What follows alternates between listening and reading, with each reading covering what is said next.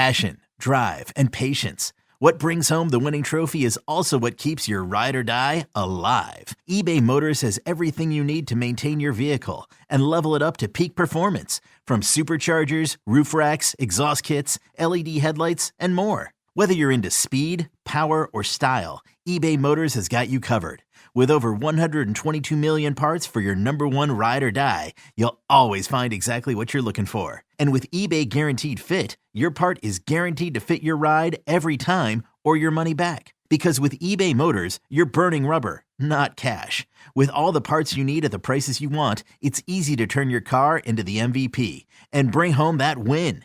Keep your ride or die alive at ebaymotors.com. Eligible items only. Exclusions apply.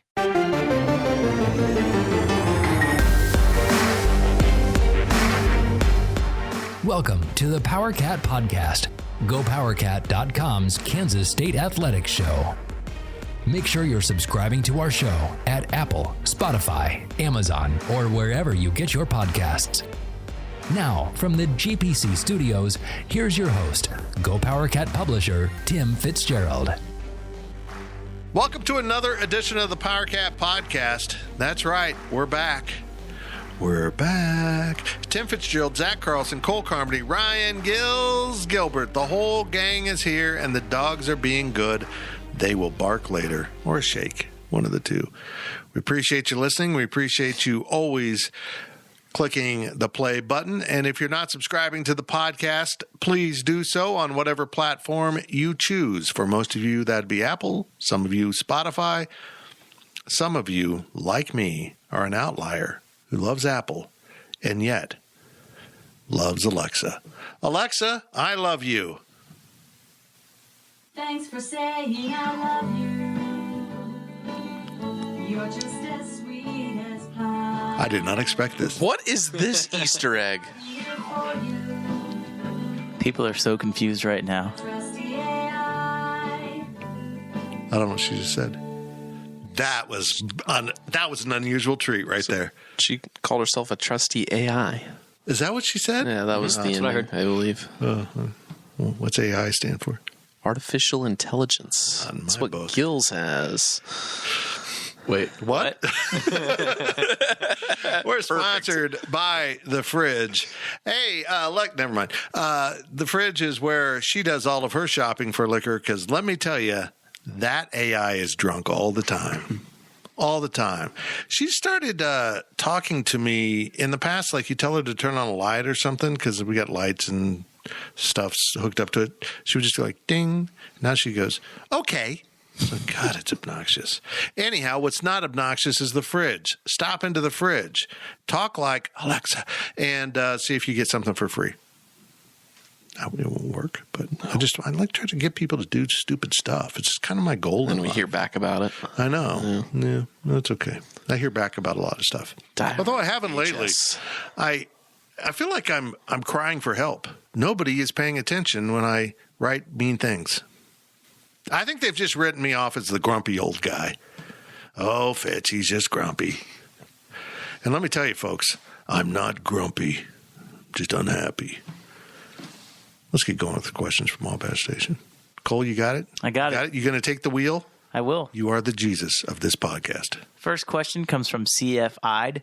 I said that right, Zach? Nope, CFID. CFID. It's okay, you're close. How do you see the fans' opinion of the state of the basketball program compared to the actual state of the basketball program? That's a really good question. Look, for me, it's the big donors not showing up, even for weekend games. It tells me all I need to know. And I say big donors. The ones on the east side. West side. People paying thousands of dollars for seat licenses that are not coming to games. Right. That says an awful lot. And I get midweek games, but I also get that if they were good, they would be there. But they're not showing up on Saturdays either.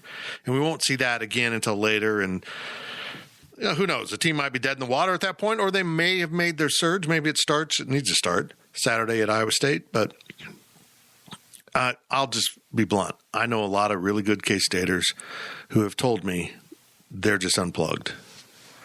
It's not like they want him fired and they're watching the games. They don't care anymore that is so much worse than being upset while you're at the game. Like a while ago, it was, 5 years ago when Bruce was on the ropes before, some horrible fan started yelling at Bruce at Texas. I saw that video last night. It popped back up. And it was awful. Yeah. You don't treat people like that. It was awful. But he paid money to go to the game. So he still had some level of interest in K-State basketball. I got so many friends and so many acquaintances just done. I mean, they don't care anymore. When you let something get to that level, you're putting the entire business in peril. Because then you're just inviting them, go find something else. Go find something else to fill your time. And when we get good, you'll come back. But what if they don't? What if they're like, hey, you know what? Kind of being free of this is all right. I get a lot more done without K-State basketball in my life. They've let it fester too long. So, yeah, I actually think that people are underestimating the level of disgust in the fan base. And the students are just loyal. The students are just having a good college experience. But there's frustration amongst the students too. Let's not say that just because that there's a lot of students that show up to the games that they're not frustrated, right? I mean, I don't know if you caught this or not, but there's some specific players. I'll just say it. Davion Bradford, that you could tell students were extremely frustrated with. He checks into the game or he checks out of the game, and you heard some boos. And as somebody who covers this team and as somebody who's paid attention for a while, and even as, you know, if I were a student, I would not be booing. I don't think it's right to ever boo a student athlete. If it's a professional, I think it's different. And if you're a normal fan, I think it's maybe even a little bit different. I think it's a little weird if you're booing a college kid. I think it's changing with NIL, but that's a whole nother rabbit hole that I don't really want to get into right now. Sure. But I found that to be a big sign of, okay, like students care. They're not just showing up because K-State's playing. They're showing up because, A, they get to watch Nigel Pack play basketball, which I think that's what's getting many people to Bramlage right now. If they didn't have a player like Nigel Pack, I don't think a lot of people would show up. Not that they are anyway. But students care. And if you go and you look at the K-State Barstool account, when Courtney Messingham was about to get fired, it was a big fire mess. Like, that was a big thing. If you look on their Barstool account again, you'll see Fire Bruce. So I think the students care too. I think saying that the students care and they're still showing up out of loyalty, you still look at the student section, they get a third of the arena. That's impressive. That is their allotment. They get a third of the arena, and they're not even filling up half of their allotment. There's less than 2,000 students. They aren't even filling up the ICAT sections. Yeah. You don't even have to have ICAT if you want to sit in ICAT, basically, is what the student section is right now. Like, yes, they're showing up, but is it as good as the alumni? I mean, the alumni are probably using maybe half on a good day. I don't even think it's that. It's much better than the alumni attendance. Attendance is bad. No one cares. The point is, nobody cares right now. Okay, nobody cares about K-State basketball. Let me point this out, that unless they've changed policy in the last few years post-COVID, their policy was altered a few years ago to be actual student attendance, actual general admission attendance, plus season alumni ticket sales. So, because they recognize that you can't come to every game if you're coming from out of town. They just recognize we're going to count you every game. You paid a lot of money, you might as well be counted. I don't necessarily agree with it. I really wish there was a movement in sports to list tickets sold and attendance as separate lines. Those are two separate things. And the attendance wasn't 6,200 at Wednesday night's game. Just wasn't. I don't get it. I don't understand why more people aren't just showing up, because it was Baylor. They were fun to watch, but Nigel Pack's fun. It was a fun first half. It was, but it was just predictable. They played half a game. So, yeah, I think it fascinates me how far we've come down the path. It's gone too far. And it needs to be addressed unless they make the tournament, which is going to take a minor miracle. This team has not exhibited any ability to be that consistent to get the work done. For my answer to the question, I don't think the current state of K-State basketball is that bad. Obviously, K-State's had a few frustrating games this season.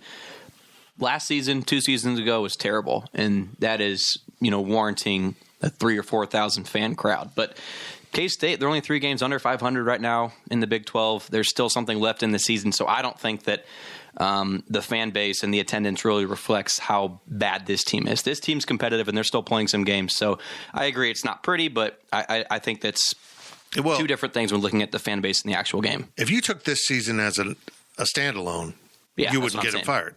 But, he's burned it down twice now and taken his damn time rebuilding it because he can't consistently recruit. It's a bamboo tree, Fitz. Yeah, 5 years. 5 years? Chinese bamboo tree. But actually, since his last time he burned it down, we're at about 5 years, roughly.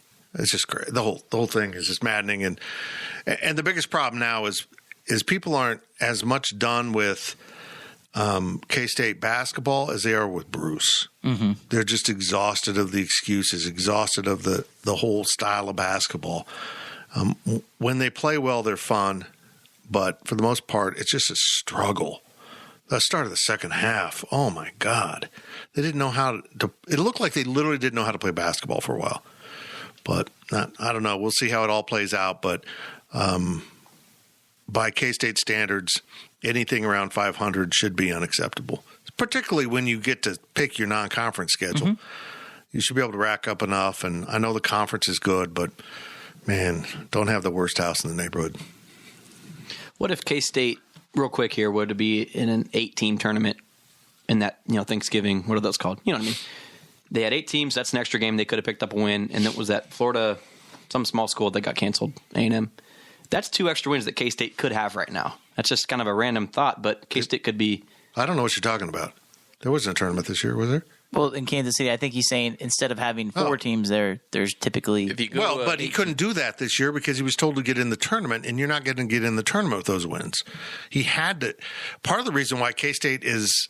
This is so screwed up. Part of the reason K-State is still in a conversation, and it's not wishing. They just need more wins, and they will get in the tournament. Their computer rankings are strong. Why? Because they lost to Arkansas and Illinois. Sure. I just find that Marquette. I just find that so bizarre. For example, Iowa State, as I pointed out in my column today, they've lost 3 of 10, 3 of 9 in Big 12 play because they beat Missouri, which really doesn't count. That's kind of like an AAU game. And since that streak started, Iowa State has risen in the KenPom. That doesn't make any sense, but they're playing in the Big 12. It's incestuous, and once the schedule gets established that you're really a bunch of badasses, then all you're doing in conference play is playing badasses. So it's nuts, but yeah, that's how it works. If you don't play good teams, we've seen it before. We've been down this path at Kansas State. Wooldridge and Asbury would play absolute trash non-conference schedules and then wonder why they weren't in consideration for the NCAA tournament. Well, you didn't play anyone. And then you went 8-10 at it was 16 games. You went 6-10 or 7-11. It was just crazy how bad they were. And we're back to accepting it, and I'm sick to my stomach about it. Next question comes from Duria.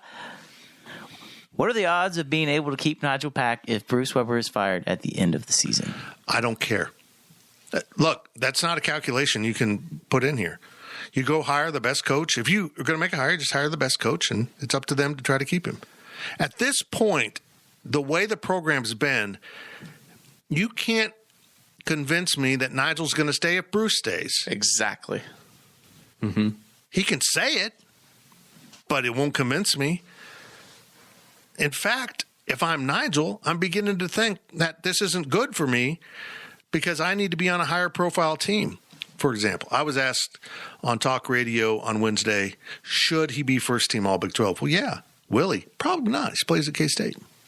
Now, I think after last night, if he continues to do this, it's going to be undeniable he'll be first team. But he could average a lot less and be at Baylor and be first team. You can't worry about this stuff because if he leaves, there'll be someone similar in the portal. You go get him. This is a very interesting question, and And to answer Duriaz's question, I think if Bruce is fired at the end of the season, he does have a greater chance of staying.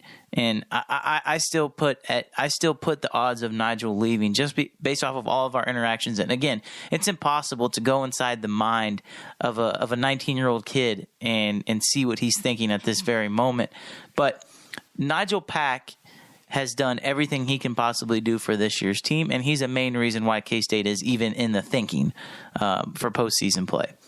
But if you're Nigel, you know when that next coach comes in here, you will be priority number one on his priority list. His number one priority will be keeping you here.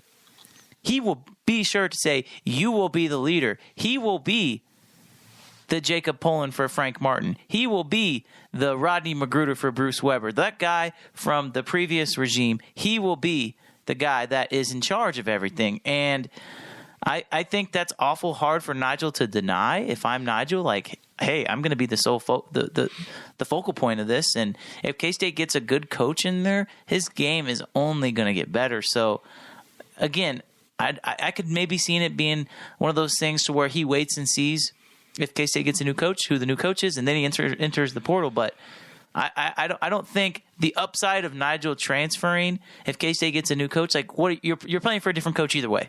So What's the point? I don't even know what to say anymore about these concerns.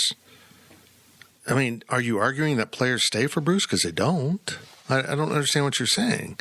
They had to bring in 3 transfers because they've had basically back-to-back empty recruiting classes before the Pack class. Outside of Mike McGurl, the shelf life of a K-State basketball player is 2 years. Yeah. Guess literally. What? Nigel Pack is at 2 years. Yeah. You've reached his expected shelf life. Anything you get after this is a bonus, if Nigel wants to say. Now, Nigel's a special player. Don't get me wrong, but he's not that quick. He's not explosive. I can see a lot of programs like, well, he's getting his points because the rest of his team needs to be carried. He's not going to – would he fit in Baylor? No. Would he fit in Lawrence? No. They're recruiting a different level of athlete. And I'm not criticizing Nigel. That's like taking Deuce Vaughn.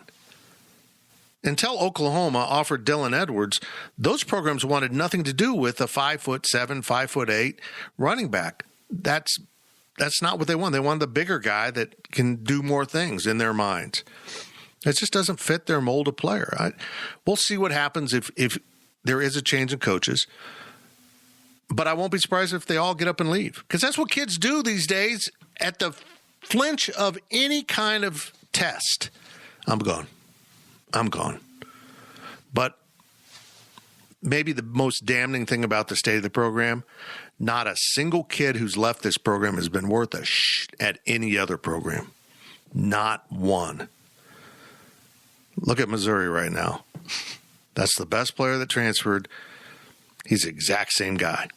I think that has to give you some pause if you're Pack, right? I mean, I feel like he's a little bit different, and that's just me, but I don't know. It is an interesting situation to say the least. Okay, well, continuing on this topic, from the next question comes from, I'm going to say it right this time, Imarika. Did I get there you go. There we go. I got it right. Not Imarika. It looks like Erica. I'm sorry. It does. I thought it was a girl at one point. If you were Nigel Pack, what would make you decide to stay at K-State for your last 2 years? Because it's awesome and Gills is here. Wow. I'm flattered. Yeah. I don't know. I don't know what to say to that. You're beloved? That's the only thing I could think of. I mean, the students love him. The students love Nigel Pack. And the other side of that is, as weird as it is, you don't have to change addresses to have a new coach. Because if you leave either way, I don't know. I can't read his mind. I don't know. Maybe he's thinking about leaving already. Maybe he's thinking about staying forever no matter what. I don't know what's going on in that kid's head because he's awfully quiet. He doesn't exactly come to a press conference and unload his emotions on us. So I hope he stays. And I hope if there's a new coach, I hope it's someone likable that not only the fans rally around, but it fires up the players that need to stay. Not want to stay, need to stay. Let's be clear about that. A new coach will clear out some of these players, rightfully so. I hope he stays. I hope he stays a long time. But if they don't hire someone that fires up everyone, that's look at Iowa State. I'm not impressed with who they hired. I think he's okay, but they love him and they're fired up and they'll run through a wall for him, and that can carry you for a couple seasons. Nigel Pack needs to realize that he is the superstar at Kansas State. And you mentioned it, Fitz. He's going to win more games at KU and Baylor, absolutely, but he's not going to be the superstar. So take Joe Petrakis. Like, if you just want to be on a team that, if you want to play, then leave. Well, I guess K-State wasn't winning when he was here, but he could still be on a Power 5 program, right? It's whatever you want. And if you want to be a superstar, Kansas State would be your best option. I still think Nigel Pack could play at most most Power 5 schools would take Nigel Pack. I don't think there's a single coach in the country that would say, I don't want him on my roster. He may, like you mentioned, Ryan, he may not be the center point of the offense, but you can't tell me that Bill Self or Scott Drew's going to be like, no, I don't want this kid. Like, they would take him. They would take him. If you're good enough, they'll find a spot for you. Nigel Pack could pretty much probably go to maybe any school he wanted to in the country, maybe besides like a Kentucky or a Duke. I was just thinking he could probably ride the bench at Kentucky or Duke. Well, Brady Manick went to North Carolina. There's nothing stopping Nigel. So, I mean, I don't know. I just feel like Fitz, I get the sense that he is a different kind of kid. Like, we've mostly talked to Mark and Nigel throughout all of our time. And I just feel like there is a difference between those two guys and the rest of the team. And that's not saying anything bad about the rest of the kids, but those two guys want to be successful. And you can throw Marquise Noel into this probably more than anybody else we've talked to. I absolutely love Mark's loyalty to his head coach. And I so appreciate how he's reformed himself and found a new beginning at Kansas State. But there had to be a but there, didn't there? But Mark, you weren't here for the last 2 years. You don't understand. It's not really about this season. It's about everything that's come up to this season, and that the frustrations are spilling into a third season. And even if they're much improved, and they are, they're not improved enough. Well, you're right. He doesn't understand that. And I don't necessarily think that's his fault. Like, I like Mark Smith just as much as I like any one of these kids. And we've talked about it before, Fitz. They're such a likable group. Like, there's hardly any of these kids that you're like, they're not a good fit here. And I think that's what makes it so frustrating, is because there is a group of talented kids, more talented than they've had in the past, that feels like they're so close to succeeding. And if they get somebody in there who can just push them a little bit more, you feel like there could be some success there. Is there holes? Yes. But I just think that if you're any of these players, not just Nigel, if you do get a new coach in here, I hate to say this, but it can only go up from here. From the last 2 years. By the way, Joe Petrakis, here's your Joe Petrakis update. I know you've been demanding this. He has started all 26 games at Western Carolina. He is a team captain. But he's only averaging 8 and 3.5 rebounds. 8.3 points, 8.5 rebounds. Go Joe. But he is a catamount. Yeah. We'll take David Sloan. He's a superstar at Eastern Tennessee State, I think.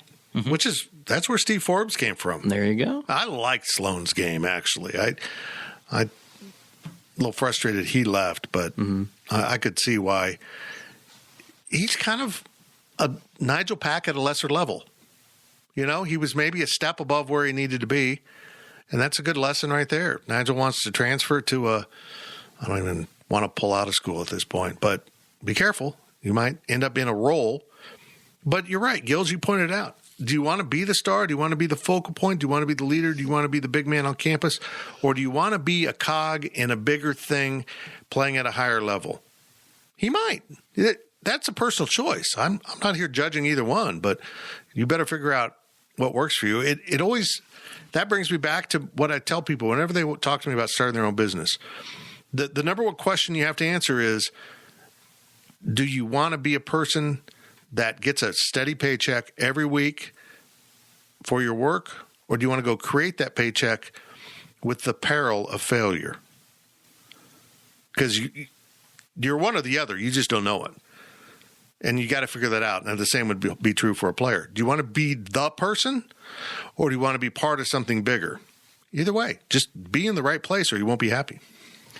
Fitz and Zach, since you guys have been covering this team and been close around them for a while, I guess I should say this program, what player in the past shocked you the most when they decided to transfer?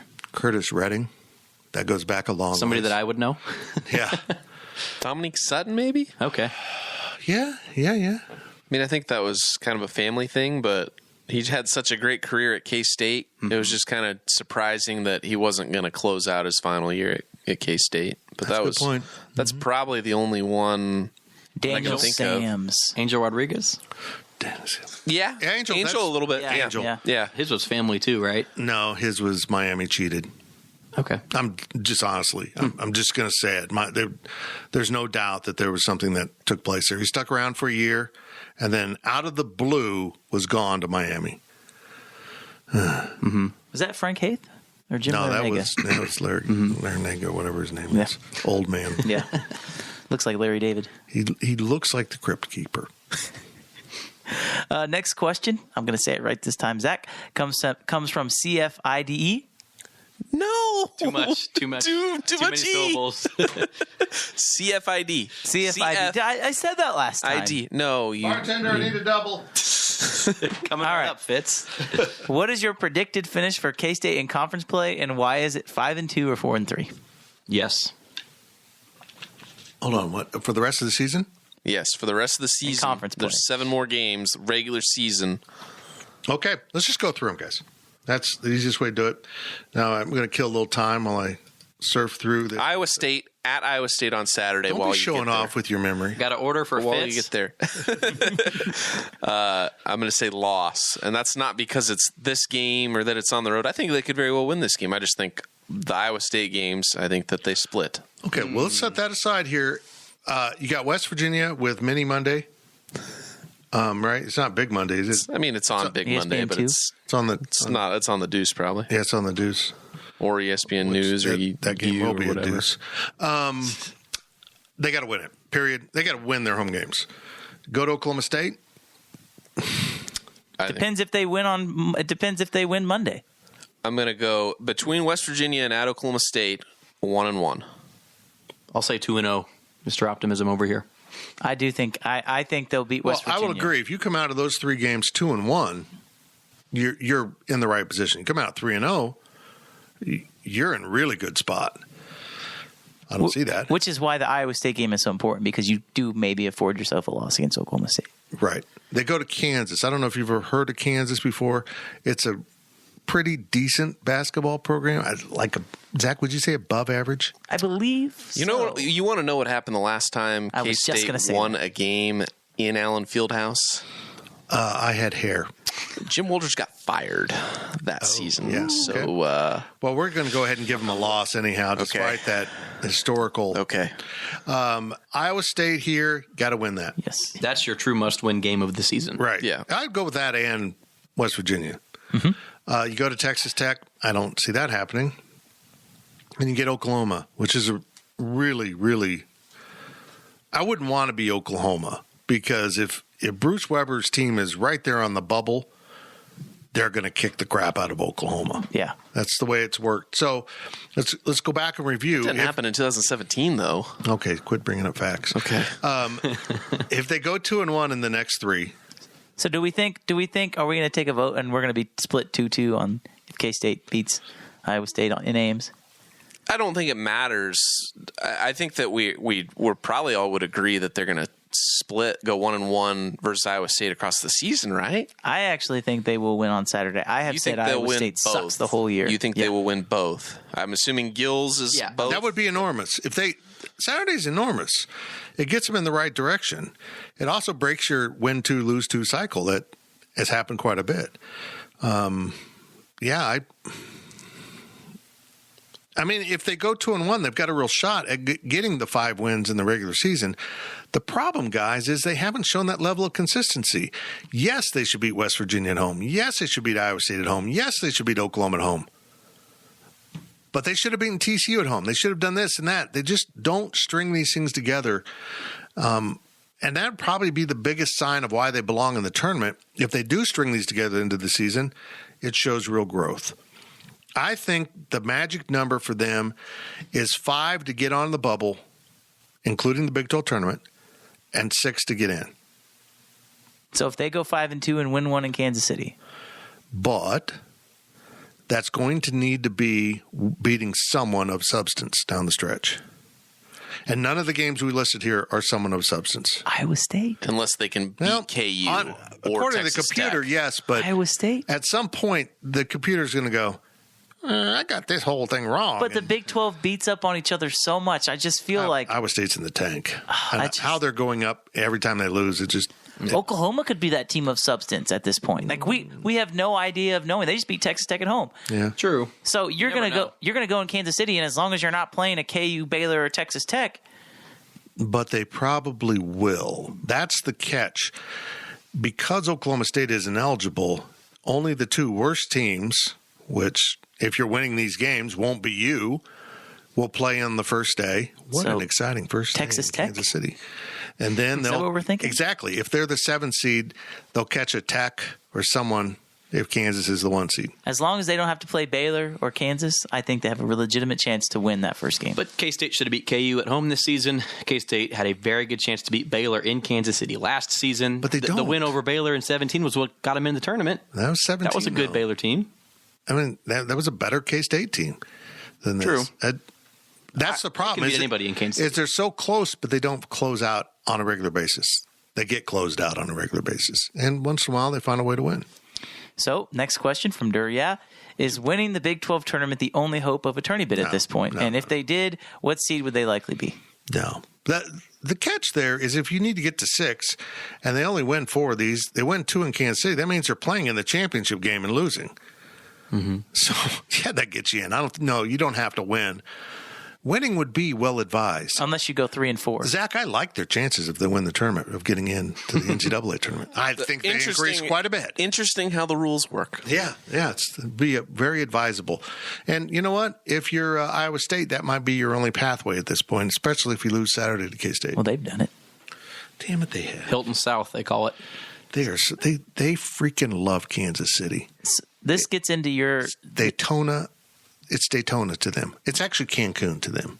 Oh, they like love Cancun. it so much. This gets into your tournament definition here, Fitz. If K-State is on the bubble, they will be a first 4, right? Probably. That's what the bubble is. No, the first 4, like You're in the first 4. The old bubble. The old first 4 out, which is... No, the first 4. They are playing in the first 4. 68. You make a very good point. If they get the 5 wins and they're 17 and, what would it be, 14? I don't even know at this point. 15? Fitz is really good with math. That's horrible. That's horrible. I mean, that just...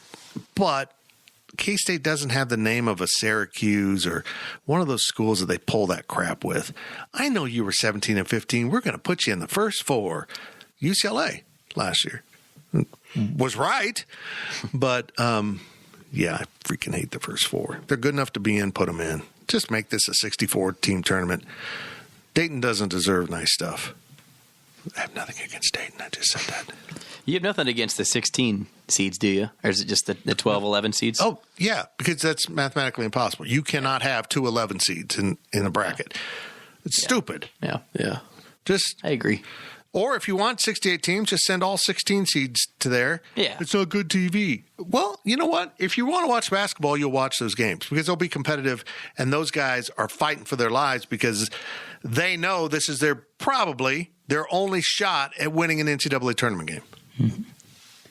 Last question of the first half comes from none other than Wagcat. Oh, that guy. Any comments on how the financial losses in 2021 could have any impact on Bruce Weber's position? Does the $10 million plus deficit, what was once an NCAA tournament or bust mentality for Gene Taylor, or does the need for ticket sales make it an even more concrete demand? Yeah, it's a deep question because you look around that arena and a lot of the empty seats are sold. So they realize the revenue. They're just not getting the secondary revenue, which in that case would be the Shamrock Zone, which has to be well below what expected budget was because they don't use it. It's nobody. The people that can go there, go in. The people that are allowed to go there aren't even parking their cars because we have to walk through their empty spots to get to the arena. Yeah, it's a valid point, but I think they have a line of credit that is being managed, that it's fine. I think K-State came out of that pandemic. I think Gene did a really good job with the pandemic, considering what happened to ticket revenue and some TV revenue. I think they did a good job with what they were facing. If they hire a good coach, assuming Bruce is done, right? It doesn't matter. People will come back just because Bruce is gone. Not everybody, but some people will come back just because Bruce is gone. Sure, you might have a few people that leave because he's gone, but the overall net gain will be better because people will be more interested in the program. And then if you win, even more people will come back. So at the end of the day, I don't think it really matters. Your money, it's a return on investment. Unless you make a bad hire and then you're in the death spiral. Well, then Gene's gone, right? Yeah, you're exactly right. I mean, the fact that they're still being able to get donations for construction projects doesn't really make me feel worried about. That's a good point. About a $10 million loss. I mean, it's just kind of on paper. And I haven't even won the lottery yet. Next year, that's happening. K-State has consistently operated at a profit, barely profit, and giving money back to the school. Right. That's got to stop. I'm sorry, that's got to stop. It's great for K-State, but when the university itself can't stand on its own feet, how's that athletics? Athletics gives money to the university through the visibility. It is a PR advertising leg of the university. The fact that K-State gives money back to the it just bothers me. Whatever. You don't want to go on a 300-word rant? No. Okay. That's not working. Right. That's not going to get it fired up. Is that it? That's it. I totally missed it. I was too busy talking. I'll shut up. We'll be back. GoPowerCat.com's PowerCat podcast continues after this short break. Hey, I'm Ryan Reynolds. Recently, I asked Mint Mobile's legal team if big wireless companies are allowed to raise prices due to inflation. They said yes. And then when I asked if raising prices technically violates those onerous 2-year contracts, they said, "What the f*** are you talking about, you insane Hollywood ass?" So to recap, we're cutting the price of Mint Unlimited from $30 a month to just $15 a month. Give it a try at mintmobile.com/switch. $45 up front for 3 months plus taxes and fees. Promo rate for new customers for limited time. Unlimited more than 40 gigabytes per month. Slows full terms at mintmobile.com. JamesAllen.com is the online destination to easily design a customized engagement ring and save up to 50% compared to traditional stores. You pick a diamond, whether it's lab-created or earth-created, James Allen has over 200,000 conflict-free stones. Then you pick your ring setting and metal. And if you need some help, they have real-time diamond consultations available where an expert can walk you through it all. Get 25% off your order at JamesAllen.com code podcast. That's JamesAllen.com code podcast. Welcome back to the PowerCat podcast. Now, let's return to the GPC studios. Welcome back to the PowerCat Questions podcast, your weekly indulgence into Kansas State sports. That's a new word for me.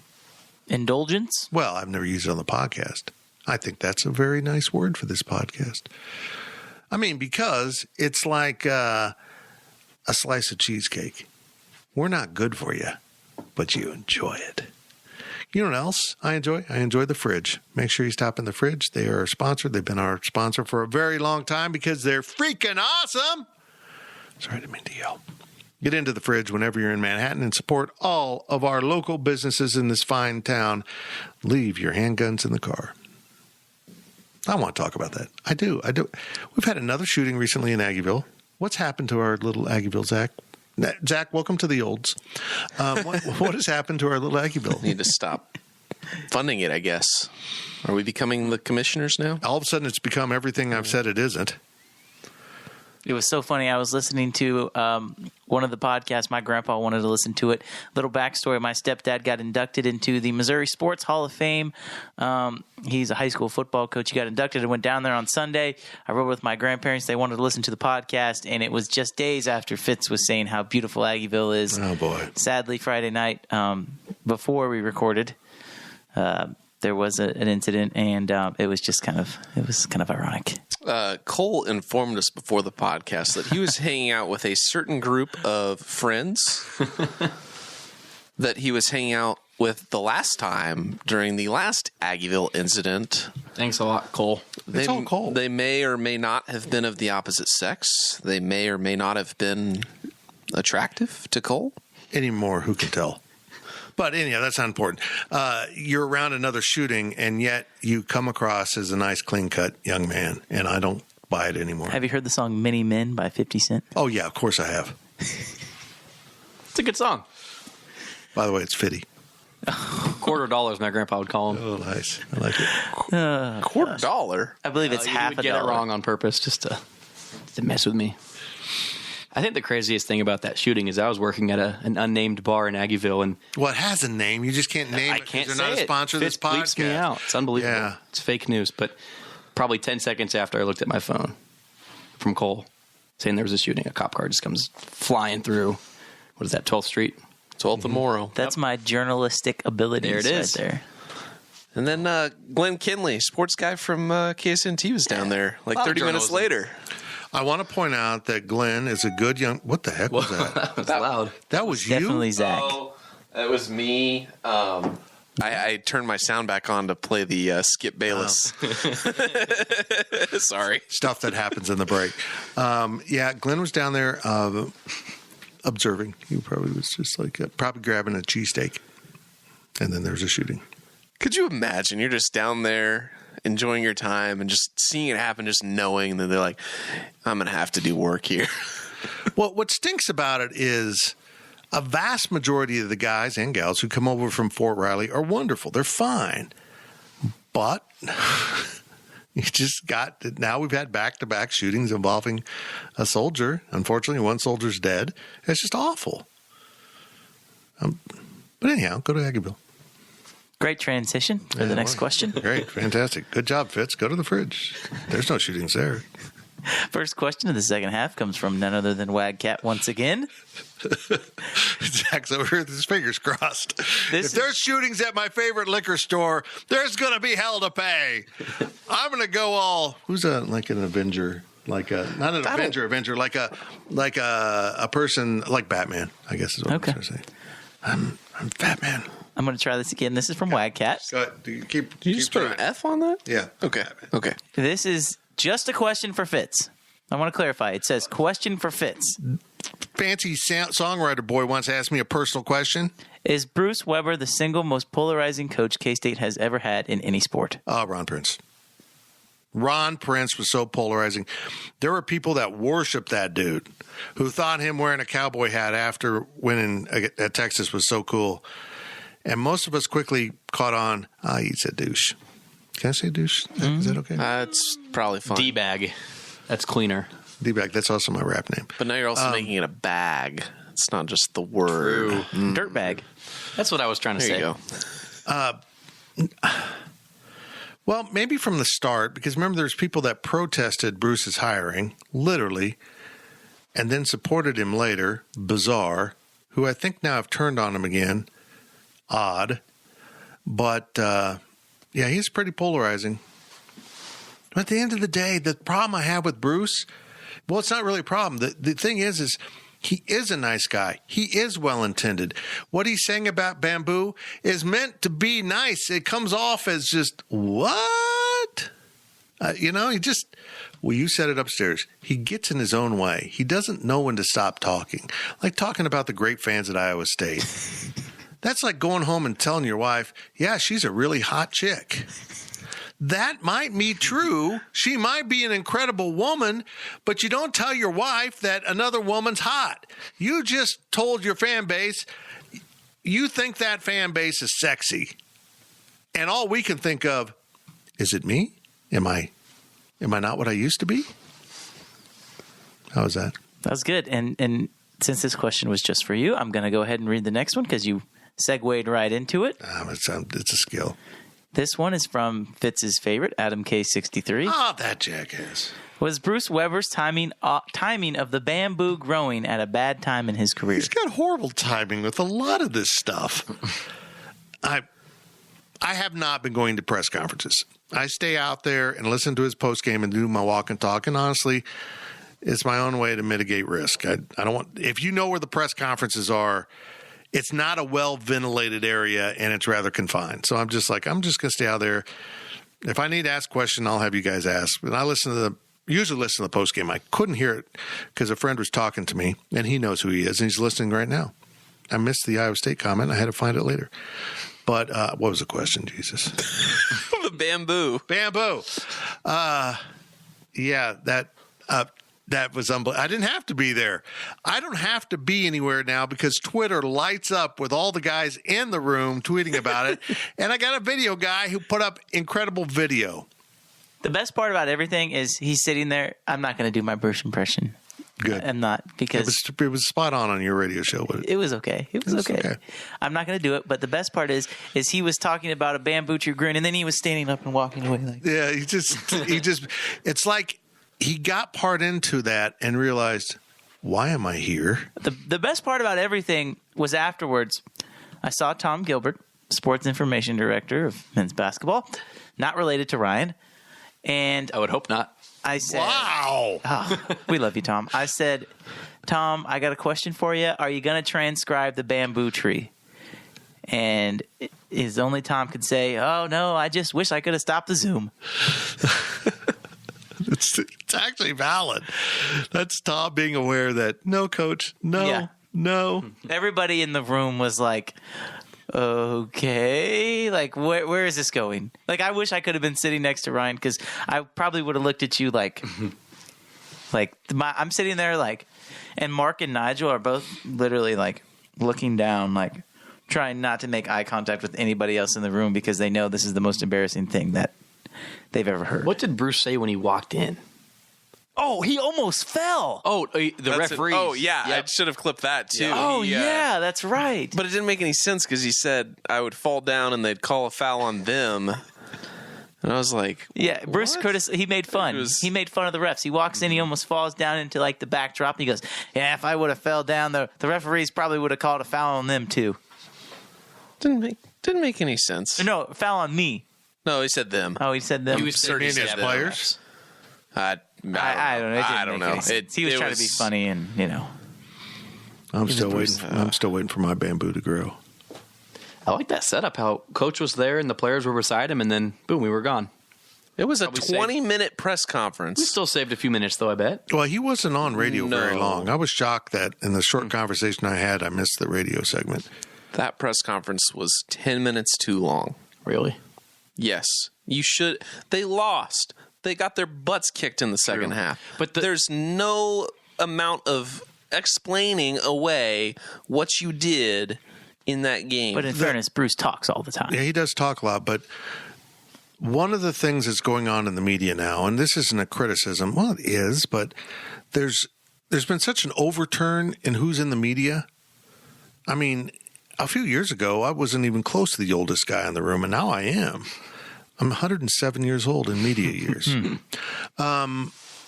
There's so many people now that attend these things that ask questions to simply ask a question. They don't need the answer. They don't want the answer. They're not going to use the answer. They just want to be on the record asking a question. And that adds up, particularly when the person consistently goes back for a second and third question. And you literally want to go, are you going to use this for anything? Because I never see you use this for anything. Now, sometimes I'll ask a question just so I have knowledge about something. But for the most part, when I ask a question, I need the answer for something we're doing at GoPowerCat.com. But a lot of people now I should ask a question at this press conference. I go a lot of press conferences without asking a question. If someone else asks, I need this and that, you guys have asked it, go ahead. I'm off the hook. Now, my big trick, and I'm sharing a little trade secret here, they usually type up the first 3, maybe 4 answers. So if I need something for a column the next day, like I'm not on deadline, I always ask first, because then they'll transcribe it for me and I'll have it. If you need a deadline, you need a deadline, but I'm rarely doing that anymore. I like how you just said, if I'm not on deadline, like if you ever are. Well, sometimes I'm writing that night, but now I don't. But yeah, I'll sneak those in early so that I have them transcribed for me, because I'm a lazy son of a you-know-what. Not that my mom is. My mom said, well, I'm a lazy son of a saint. I actually like that. I'm going to keep that, son of a saint. Okay. All right. Adam K. 63 wants to know, once again, has there ever been a sophomore slump to the extent Davion Bradford has exhibited this year? He went from stud to dud. He's just out of shape. It's a fine line for big men. You lose your conditioning, you lose your strength, and I could tell. The game's there. The body won't do it. You see him regularly do stuff that he did last year that doesn't get done. He finished around the rim last year. Now he can barely get up there sometimes. I feel bad for him. He's got to be frustrated, and it just comes down to trying to stay healthy and be in shape, but this program never stays healthy. And that's not an indictment. I'm not criticizing Bruce. I just think something's wrong here. There's something going on that is bigger than what we understand. There's too many foot injuries, leg injuries. Maybe it's the court they play on. We blame the practice facility. It does seem it started then. Everyone at K-State gets mad when you say that. Oh, that's fine. Well, something's going on, guys. You can say nothing's going on, but we all know it is. There's just too many injuries, particularly the big men. They can't keep a big man healthy at all. At all. It's weird. I don't understand how he can be so good his freshman season, exhibit so much potential to the point where you feel like him and Nigel are going to be the cornerstone. Absolutely. I mean, at the end of the season, when they were starting to play better, you're like, okay, you're going to have Davion Bradford and Nigel Pack be those guys for 4 years who can, for 3 more years, who can hopefully turn K-State around. And it's amazing how it changes 365 days later. Injuries to a big man. You get out of shape so fast. Like I jammed a pinky and then I got fat. It happens really fast. I never thought Bradford was that good. Last year he was really effective at times. For a big man, a freshman big man. Looking at him and from that, and measured against expectations. And that's another thing. Maybe he's measured against his last year's expectations instead of we thought he'd be a project coming out of high school. But he has dropped off quite a bit. It's very disappointing. And as much as everyone's frustrated with it, I'm sure it's maddening to him that his body isn't responding when he asks it to jump or, have a follow or a rebound or anything. His body just doesn't execute the command as well as it did last year. It's maddening. The one thing that's frustrating with Bradford, and I get there's a lot of valid excuses, but go up strong with the ball. When you're down in the post, you're bigger and I don't want to say fatter, but you probably weigh more than you did this time last year, right? Go up and be strong. Why are we fading away and not being strong and drawing contact? These refs are probably going to, like to blow their whistle and call a foul. So that's the one thing that, I get going up and down the court. You're not fast enough. You're out of shape. I get that. But go up and be strong. There is absolutely zero excuse for that. He just doesn't have any explosion to his jump anymore. He used to dunk everything last year. Yeah. He had like a 4-dunk game. He's just dunking everything, dunking on people. He was mean. He was pushing people around. And that's another thing. I think the refs have called so many fouls on him. He's scared of contact now because he just gets called for fouls. Now, he does do stuff. He's got some bad habits that get him into foul trouble. But, man, I feel bad for the kid. I hope he finds his game again because I think he could be a really good basketball player, and he's a great young man. And one thing that always does bug me a little bit about Weber is work the refs a little bit more. Make him call that foul. He does. He's too nice. And when he does get aggressive, they don't take it from him. He gets teed up really quickly compared to other coaches. I mean, you can look at Huggins can tear down everything that the ref's ever done in his life and then criticize his mother, and he doesn't get a tee. So it translates to points on the floor. It really does. Next question comes from El Camino Cat. What are your thoughts on the revamped football staff? Excited, meh, or disappointed? I'm okay with it. I mean, I think the 2 changes need to be made were made. And now I want to see who they hire in some of these analyst roles, and it all gets back to this, and I've said it in every podcast. They just don't have enough people. I really believe that. And that gets back to Wag's first question earlier in the podcast about the budget. The money's not there to expand the staff right now. Eventually, they're going to have to figure out how to have more people in there because they're undermanned compared to other like programs. And I'm not saying Texas. I'm saying Oklahoma State and Iowa State, those type of programs. I just feel like they don't have enough people on the ground doing the job. But I think Chris Kleiman's got a good sense when he's going out and hiring people. And note that he's not necessarily going back to his North Dakota State roots anymore. He's branched out from that. It gave him his base. He knew if he brought in, the 3 or 4 guys from North Dakota State, they would be a good platform that understood how he wants to do business. But one of those guys was Jason Ray. Another one of those guys was Courtney Messingham, and they're both gone. So he's moved on from that, and now he's trying to put together a Power 5 staff, bring in Power 5 people that have either played or kind of proven they belong there. I love this hiring, specifically of Thad Ward, the receivers coach, and I love it for multiple reasons. But I think the best one being that you're right, Fitz. He's not a North Dakota State guy. That's huge. I mean, the fact that Chris Klieman is showing that he is able to adapt. He's able to adapt to Kansas State, to do things differently than what he did at North Dakota State. That's huge. Well, if you don't know, he played receiver at Central Florida, UCF, as a demand to be called. And I keep explaining to the fans, well, around here we don't know what UCF is. Okay? It's a process here. We need to say Central Florida a few times for them to understand that. But he's from that Central Florida area, and that is absolutely an area where Kansas State needs to be working.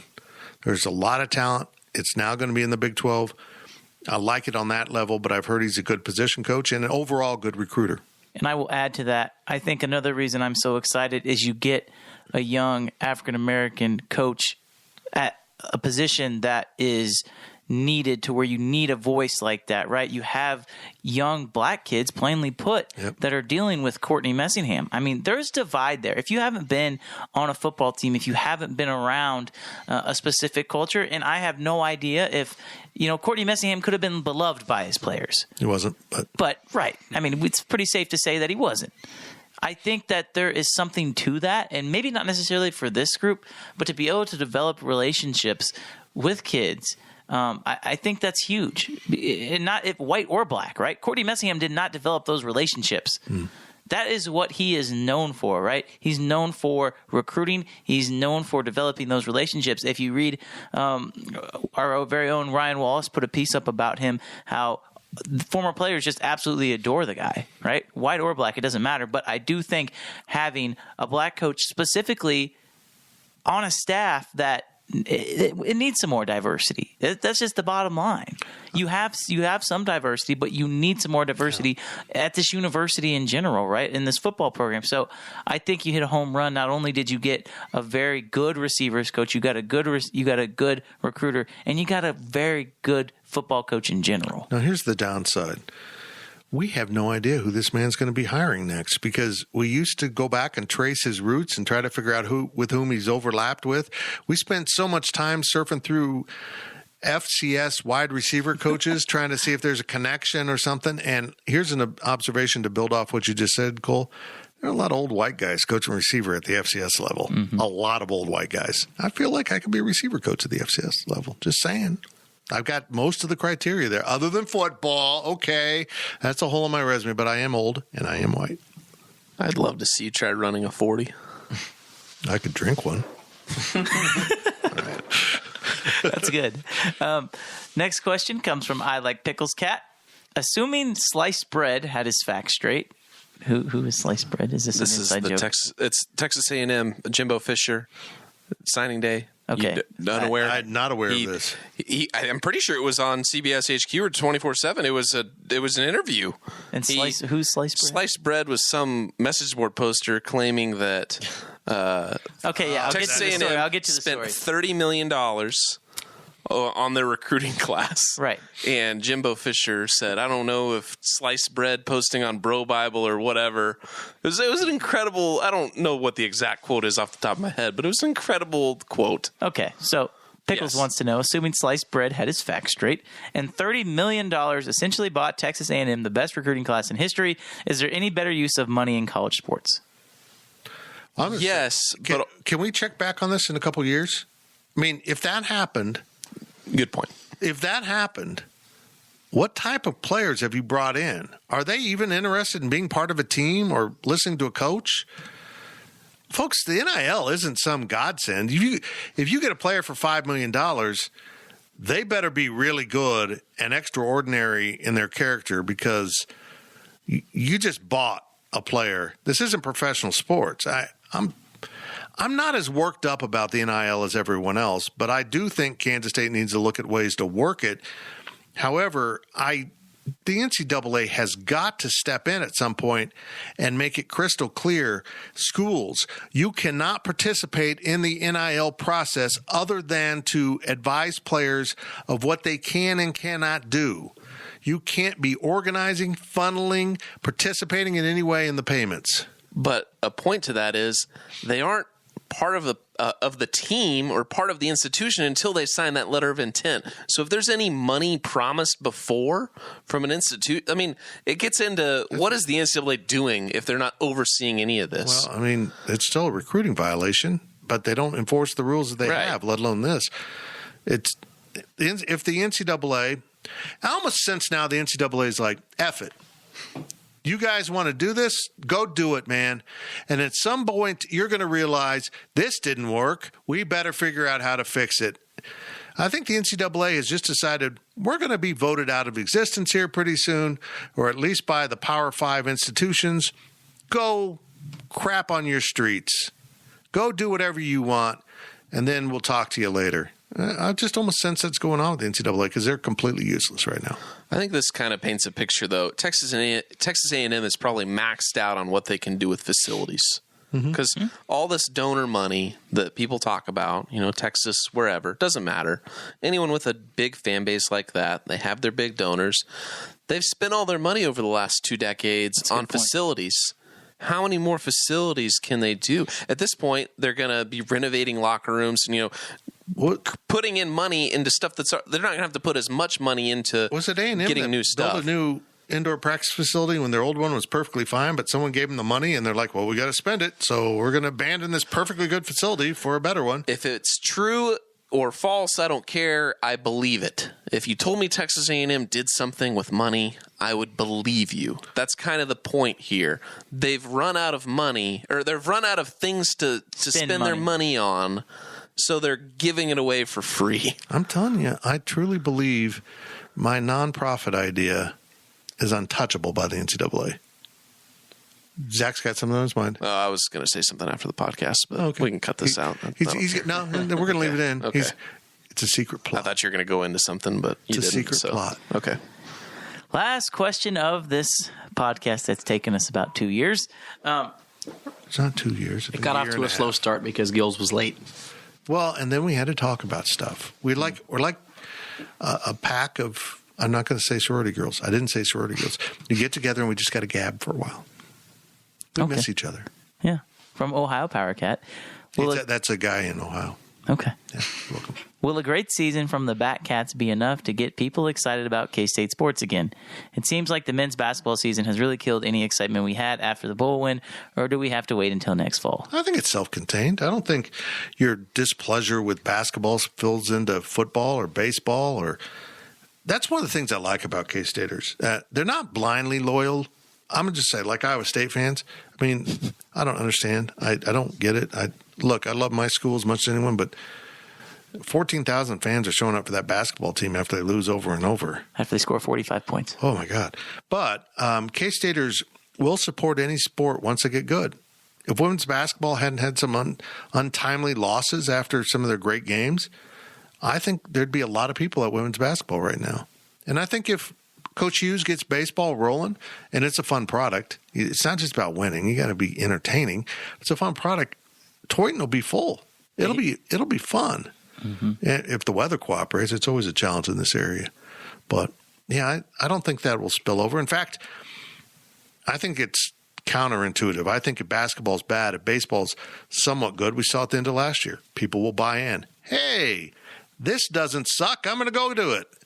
And that's just the truth. I think baseball might benefit from basketball being so bad, but now they got to carry their water. They got to do their own thing. Yeah, well, that'll be a challenge. I mean, I'm sure we'll talk about them a little bit more as we get closer to the season. Talk about the transfer portal. Holy crap. The way they're using that is it's the best amongst any of the school or any of the sports at K-State. It's more typical of baseball because they've never had to sit out. Right.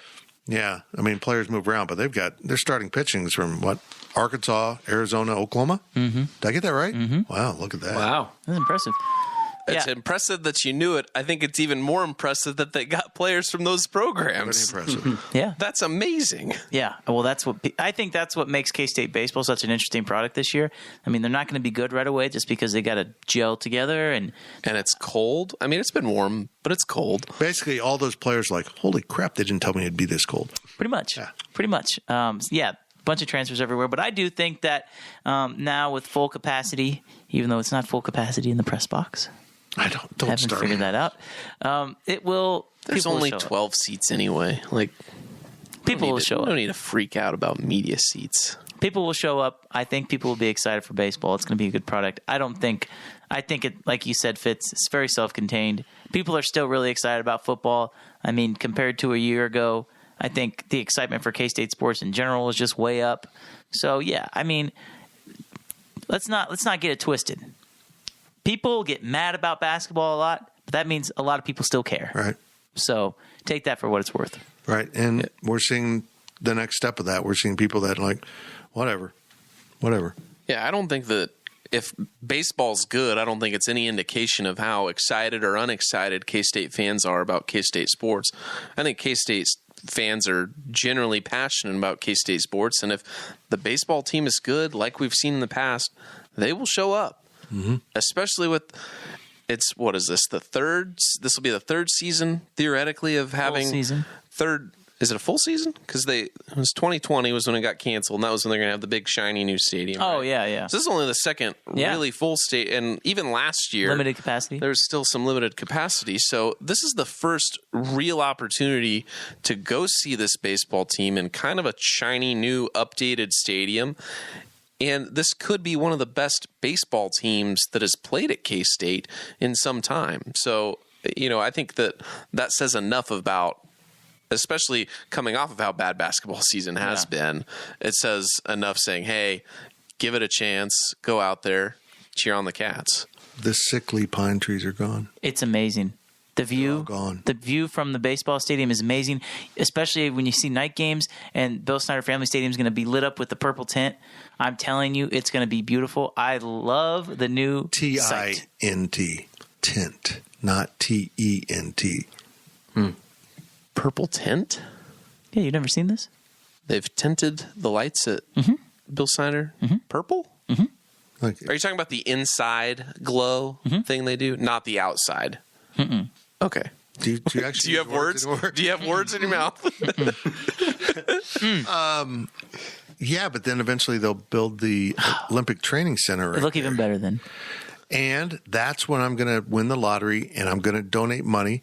And since they sold the rights to the volleyball facility to someone else, I'm going to just have a giant mural of Fitz laying like George Costanza on the couch on the roof of the Olympic training facility. So everyone watching baseball will get to see me lounging sexually. I'm going to pay them $5 million for that. I think you overpaid. Thank you for listening to the PowerCat Podcast. Make sure you're subscribing to our show at Apple, Spotify, Amazon, or wherever you get your podcasts. PowerCat Podcast, all rights reserved, gopowercat.com.